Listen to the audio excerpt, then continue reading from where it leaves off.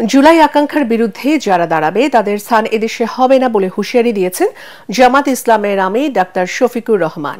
বিকেলে জামাত ইসলামী আন্দোলন সহ ৮ দলের অনুষ্ঠিত সমাবেশে একথা বলেন তিনি। এ সময় আসন্ন নির্বাচনী আলোচনা সহ জুলাই আন্দোলনের গুরুত্ব ও ফ্যাসিবাদ মুক্ত দেশ গড়তে নানা পরিকল্পনার কথাও জানান তারা। সিলেট থেকে ইকবাল মুন্সির পাঠানো তথ্য ও চিত্র নিয়ে রিপোর্ট করছেন আশিকুর রহমান।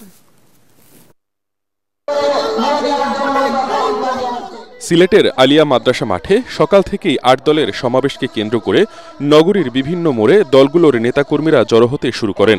দুপুর ১২টায় শুরু হয় সমাবেশ। এ সময় জামায়াতে ইসলামীর আমির ডাক্তার শফিকুর রহমান বলেন, স্বাধীনতার ৫৪ বছরেও দেশের মানুষ মাথা উঁচু করে দাঁড়াতে পারেনি। ফ্যাসিস্টরা গেলেও তাদের স্থান নিয়েছে আরেক দল। শফিকুর রহমান বলেন, জুলাই সনদ বাস্তবায়নে আরেক দল রাজি না।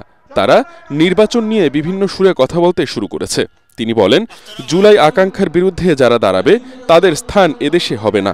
এ সময় ৮ দলের বাইরে যে সকল ইসলামী দল আছে তাদের ৮ দলে আসার আহ্বান জানান তিনি।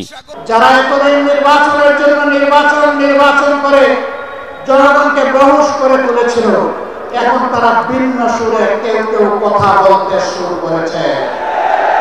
এ লক্ষণ ভালো নয়। তারা বুঝতে পেরেছেন তারা যে সমস্ত কর্মকাণ্ড বাংলাদেশে পরিচালনা করছেন, বাংলাদেশের জনগণ তাদেরকে আগামী নির্বাচনের লাল কার্ড দেখানোর জন্য প্রস্তুত হয়ে গিয়েছে। সমাবেশে বিশেষ অতিথির বক্তব্যে খেলাফত মজলিসের আমির আল্লামা মামুনুল হক বলেন, বৈষম্যহীন ইনসাফ ভিত্তিক বাংলাদেশ গড়তে ইসলামিক শক্তিকে ক্ষমতা নেয়ার জন্য হাতে হাত রেখে কাজ করতে হবে। একটি পক্ষ যে কোনো বাহানায় জুলাই সনদকে এবং বাংলাদেশের রাষ্ট্রীয় সংস্কার কার্যক্রমকে ব্যাহত করতে চায়। আমরা বার্তা দিতে চাই, জুলাই সনদের বিপক্ষে যারা না বাক্সের জন্য ক্যাম্পেইন করবে, বাংলার মানুষ তাদেরকে প্রত্যাখ্যান করবে।